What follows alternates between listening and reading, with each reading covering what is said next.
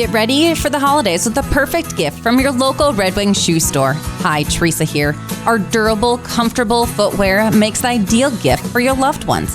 Whether it's a rugged work boot, a stylish casual shoe, at Red Wing Shoes, we have something for everyone. Great selection with exceptional service. Stop into Red Wing Shoes and give the gift of quality and comfort this holiday season. 3003 Main Avenue in Fargo, Red Wing Shoes for ultimate durability. Everyone, happy Friday, post-storm day. New weather headlines, though, for you. We'll get to in a moment. Just want to remind you, of course, we're live on Facebook every weekday morning, right around this time.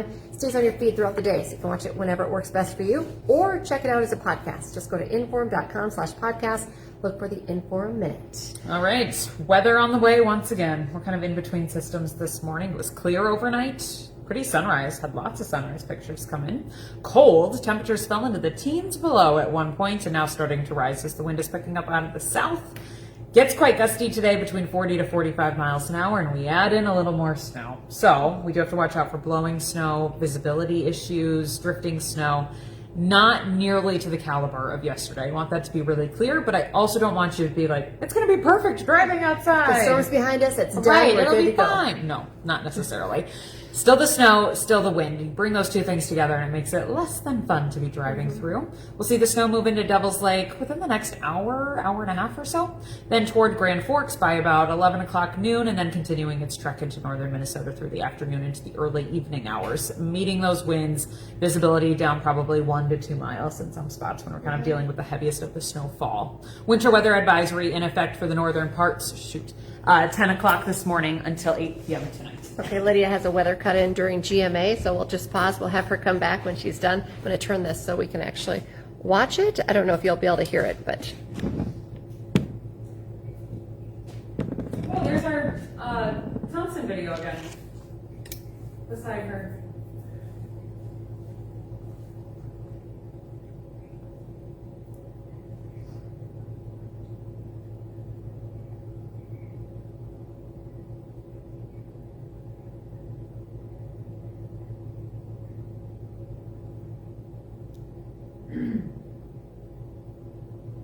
Brand new winter weather advisory goes into effect in a couple of hours at 10 a.m. Lasts until 8 p.m. tonight for a little more snow and a lot more wind. Now, it's not nearly as strong as yesterday's blizzard, but gusts 40 to 45 with an inch of brand new snow, plus now any loose snow on the ground, will create some visibility issues, some blowing snow issues if you're out and about on the roads today. Here's the snow right now making its run into Devil's Lake and sliding its way to the east as we continue throughout the afternoon into the evening. Rising temps tonight, falling temps tomorrow. Okay. Sorry. All right, when GMA calls, Lydia has to go, but we'll try to get a quick update here, too, if you're just catching up with us. So winter weather advisory goes into effect in an hour and 45 minutes. It'll last until 8 p.m. tonight. Snow, blowing snow, reduced visibility. Quick moving snow, though. It's out of here, moving from the west to the east. Exiting Lake of the Woods by about 5 p.m. Okay. Leaves behind about an inch, so it's not a lot of snow once again, but it'll blow around and make it tough to see. Then we have these weird temperatures over the next 24-ish hours. Our south wind today is actually going to boost us. Sub-zero this morning, teens above this afternoon, near 30 at midnight. So if you're out on the town on your Friday night, it might actually feel kind of decent at midnight. And then the wind shifts around to the northwest and we'll start losing our heat, if you will. Temperatures are back into the teens as you wake up tomorrow morning, single digits by tomorrow afternoon. As some of that warmer air is moving in, I do want to watch out for a chance at a little freezing drizzle. Looks to stay south of I-94 late this evening into the first part of the overnight. Not big, organized, not expecting great icing out of that by any means, but a little bit of that action just as that warmer air is moving in tonight. Wouldn't surprise me. Okay, falling temps tomorrow, we'll see some sunshine, single digits by Saturday afternoon, sub-zero on Sunday morning, back into the single digits for your Sunday afternoon to about 10 degrees. Monday's near 30 with a chance at a few flurries. Cold briefly on Tuesday thanks to a cold front, and then a pattern change next week with lots of 20s and 30s right around Christmas. A little bit of a mild melting Christmas will be possible. It's an overall pattern change, so a little bit of a stretch there where we're not so cold and not so active with snow chances either. That's a Christmas gift. That is a Christmas gift. All right, that's all. Good stuff. Thank you, Lydia. Okay, also a good reminder to have that Storm Tracker weather app. Of course, you can keep up to date on the road conditions, the latest forecast, just how much snow we're going to see as well. So let's check out just a few of our news headlines here. We have a few more minutes before I have to do a news cut-in as well on GMA. Fargo police are investigating a stabbing that left two people injured overnight. It was a story we broke for you on First News. It happened around 2 this morning on 2nd Avenue South, not far from Bethany Retirement Living off of University Drive. Police say 2 people were stabbed and taken to a local hospital. They are expected to be okay. Officers arrested Maverick Harold in connection with the attack. He's being held on 2 counts of aggravated assault. Also breaking this morning, the Cass County Sheriff's Office is investigating a series of reported bomb threats in rural Cass County. Deputies began receiving the calls around 8:45 last night.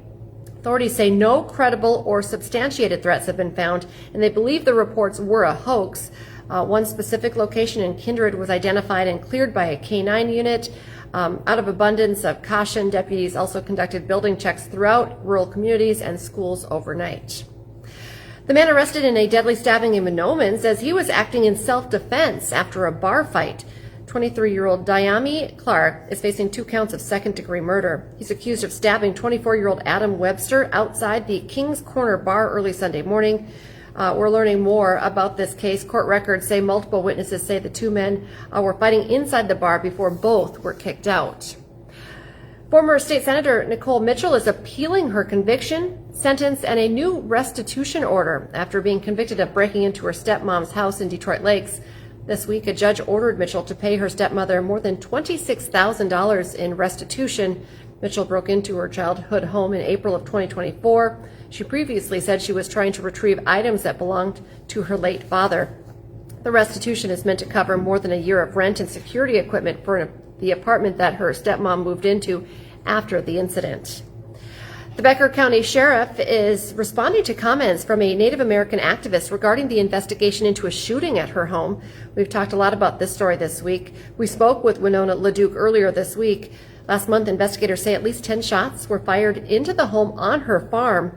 In our interview, LeDuc questioned whether her identity as a Native woman may be affecting the pace of the investigation. Now, Becker County Sheriff Todd Glander is pushing back against that claim. In a statement, he says, quote, "That statement is uncalled for." He says, "We treat everyone the same, and race has nothing to do with how our investigation is proceeding." The sheriff says his department is working diligently on the case and that it remains an active investigation. All right, remember, Hot Mic is coming up live from 9 to 11 on WDAY Extra this morning. Also, remember, our next newscast will be live here at 11 this morning. Get the very latest on the forecast and the change in temperatures that are coming. That's just at 11. We have you covered again this afternoon, 4, 5, 6, 9, and 10 on this Friday night. And, of course, join us for First News this weekend, and we'll be back Monday morning for your holiday week. Have a great weekend, everyone.